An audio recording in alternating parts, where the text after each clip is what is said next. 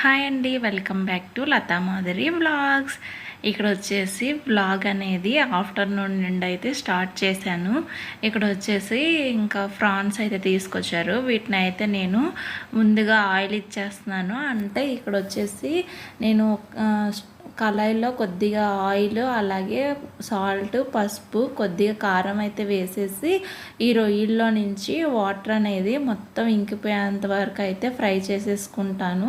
నేనైతే ఆ రొయ్యల్ని అలాగే వేసేసి అయితే కర్రీ చేయను. ఇలా ఈ విధంగా అయితే ఒకసారి రొయ్యలకి అయితే ఇలా మసాలాలన్నీ వేసేసుకొని మంచిగా అయితే ఫ్రై చేసేస్తాను. వాటిని ఫ్రై చేసిన తర్వాత అయితే కర్రీ చేసుకుంటాను. అప్పుడే నాకైతే కర్రీ బాగా అనిపిస్తుంది. ఇంకా వీటిని అయితే ఇలాగా మంచిగా ఫ్రై చేసేసుకుంటున్నాను.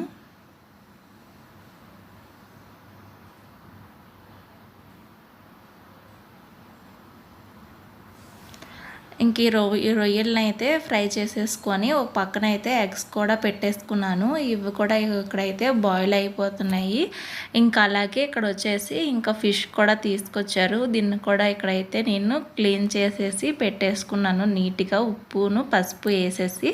వీటి పేరు అయితే నాకు తెలియదు. వీటిని అయితే ఇంకా ఫ్రై చేసేద్దామని ఇంకైతే ఆ విధంగా లైన్స్లా ఘాట్లు పెట్టించేసాను. ఇంకా ఇక్కడైతే ఇంకా కర్రీ కోసం ఆనియన్స్ ఒక 2, టమాటా ఒక 3 తీసుకున్నాను, పచ్చిమిర్చి అలాగే కొత్తిమీర. ఇక్కడైతే నేను కర్రీకి ఆనియన్స్ అయితే సన్నగా కట్ చేసేసుకుంటున్నాను. ఈ విధంగా అయితే అన్నీ కట్ చేసి పెట్టేసుకున్నాను. ఇంకా ఇక్కడ ఎగ్స్ కూడా బాయిల్ అయిపోయాయి. ఇంక ఎగ్స్ని కూడా ఇంకా ఈ విధంగా తొక్క అయితే తీసేసుకున్నాను. అలాగే రొయ్యలు చూడండి ఈ విధంగా ఫ్రై చేసేసుకొని పక్కన పెట్టుకున్నాను. ఇక్కడైతే టమాటా, ఉల్లిపాయలు, పచ్చిమిరపకాయలు అన్నీ ఈ విధంగా కట్ చేసి పెట్టేసుకున్నాను. ఇదే ఆయిల్లో ఇంకొద్దిగా ఆయిల్ అయితే యాడ్ చేసుకొని ఎగ్స్ని అయితే కొద్దిగా పసుపు, ఉప్పు వేసేసి మంచిగా ఫ్రై చేసేసిన తర్వాత ఇక్కడ ఇందులోకి వచ్చేసి ఇంకా ఆనియన్స్ అయితే వేసేసుకొని మంచిగా ఫ్రై చేసేసుకున్నాను. ఇక్కడ ఆనియన్స్ చూడండి ఈ విధంగా కలర్ చేంజ్ అయితే సరిపోతుంది.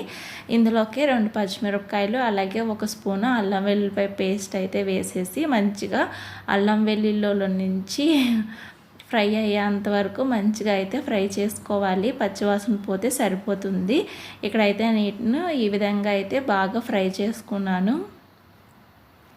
ఇక్కడైతే ఇవి బాగా ఫ్రై అయిపోయాయి. ఈ విధంగా ఫ్రై అయిన తర్వాత ఇందులోకి వచ్చేసి నేను టమాటాను కూడా వేసేసి ఈ టమాటా మెత్తబడేంత వరకు ఉడికించుకోవాలి. టమాటా నుంచి వాటర్ వస్తుంది కదా, ఆ వాటర్ అనేది ఇంకిపోయేంత వరకు ఉడికించుకుంటే సరిపోతుంది. ఇక్కడ నేను మూత పెట్టేసి అయితే టమాటాలని మెత్తగా కుక్ చేసుకుంటాను. ఇంకా టమాటా అయితే ఇక్కడ ఈ విధంగా అయితే కుక్ అయిపోయింది. ఇలా కుక్ అయిపోతే సరిపోతుంది. ఇంక ఇక్కడ వచ్చేసి నేను టమాటాలు చాలా మెత్తగా సాఫ్ట్గా అయితే కుక్ అయిపోయాయి. ఆయిల్ కూడా చూడండి కొద్దిగా పైకి వచ్చింది కదా. ఇక్కడ వచ్చేసి నేను 1 స్పూన్ అయితే సాల్ట్ అయితే వేసుకున్నాను. అలాగే 2 స్పూన్లు అయితే కారాన్ని యాడ్ చేసుకున్నాను. ఇందులోనే కొద్దిగా ధనియాల పొడి కూడా వేసాను. 1 స్పూన్ ధనియాల పొడిని అయితే ఇంకా వేసుకున్నాను. అలాగే కొద్దిగా పసుపు వేసాను. ఎందుకంటే పసుపు, సాల్ట్ నేను ఫస్ట్ ఫ్రై చేయడానికి కూడా వేసుకున్నాను కాబట్టి ఇంకైతే కొద్దిగా యాడ్ చేసుకున్నాను. సాల్ట్ అనేది ఎవరి రుచికి తగినట్టు వాళ్ళు వేసుకోవాలి. ఈ విధంగా మసాలాలన్నీ ఫ్రై అయిపోయిన తర్వాత ఇక్కడ నేను వచ్చేసి రొయ్యలు కూడా ఇందులో వేసేసి మంచిగా ఒకసారి కలిపేసుకుంటాను. రొయ్యలకి అనేది ఈ మసాలా అనేది బాగా పట్టినట్టు ఫ్రై చేసుకోవాలి. ఇలా ఫ్రై చేసుకున్న తర్వాత ఇక్కడ నేను వచ్చేసి కొద్దిగా ఫ్రై అయిన తర్వాత కొద్దిగా వాటర్ని అయితే యాడ్ చేసుకున్నాను.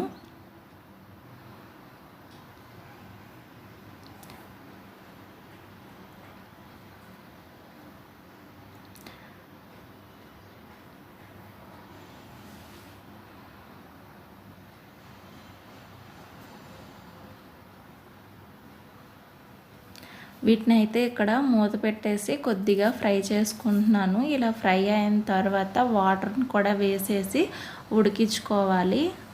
ఇంకా ఇక్కడ వచ్చేసి ఈ విధంగా అయితే ఉడికినాయి. వీటిలో అయితే కొద్దిగా వాటర్ అనేది యాడ్ చేసుకుంటున్నాను. ఇవి మునిగినంత వరకు అయితే నేను వాటర్ని ఇక్కడ యాడ్ చేసుకొని ఎగ్స్ని కూడా ఇందులోనే వేసేసి ఇవైతే ఒక 5 నిమిషాలు మంచిగా దగ్గరగా కర్రీ అనేది కుక్ అయిపోయింది ఇక్కడ నాకు.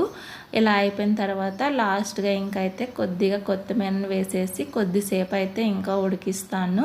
ఇలా ఉడికిస్తే సరిపోతుంది, కర్రీ అనేది రెడీ అయిపోతుంది. ఎటువంటి మసాలాలు వేయకుండా ఈ విధంగా సింపుల్గా అయితే నేను కర్రీ అయితే చేసేసుకున్నాను.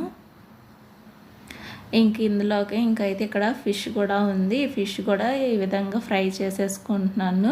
ఇందులోకి వచ్చేసి కారం, పసుపు, సాల్ట్, ధనియాల పొడి, అల్లం వెల్లిపాయ పేస్ట్ అయితే వేసుకున్నాను. అలాగే చిన్న లెమన్ రసం కూడా వేసుకుంటాను. ఇవన్నీ వేసేసి మంచిగా ఈ విధంగా అయితే మసాలాలన్నీ పట్టించేసి నేనైతే ఇక్కడ కొద్దిగా ఆయిల్ అయితే వేసాను. ఒక 3-4 స్పూన్లు అయితే ఆయిల్ వేసేసుకొని మంచిగా చేపలని 2 వైపులా తిప్పుకుంటూ మంచిగా కాల్చుకోవాలి. చేప అనేది కొద్దిగా కుక్ అయ్యి పైన లేయర్ అనేది క్రిస్పీగా అయినంత వరకు నేను ఇక్కడైతే ఈ విధంగా అయితే ఫ్రై చేసుకున్నాను. ఇలా ఫ్రై చేసుకుంటే ఆయిల్ కూడా తక్కువగా పడుతుంది. ఇక్కడ వచ్చేసి ఇంకా కర్రీ అయితే ఈ విధంగా ఉంది. చల్లగా అయిపోయింది, దగ్గరికి అయిపోయింది. ఇక్కడ వచ్చేసి నేను ఇంకా సర్వ్ చేసేసుకుంటున్నాను.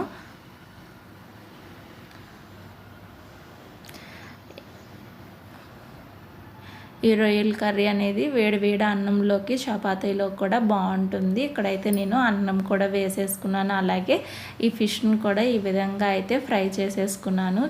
ఫిష్ అనేది చూడండి ఎంత బాగా ఫ్రై అయ్యిందో. ఇక్కడ వచ్చేసి ఇంకా తినేసి కాసేపు అయితే రెస్ట్ తీసుకొని ఇంకా సాయంత్రం అయితే వాకింగ్కి అయితే బయలుదేరాను.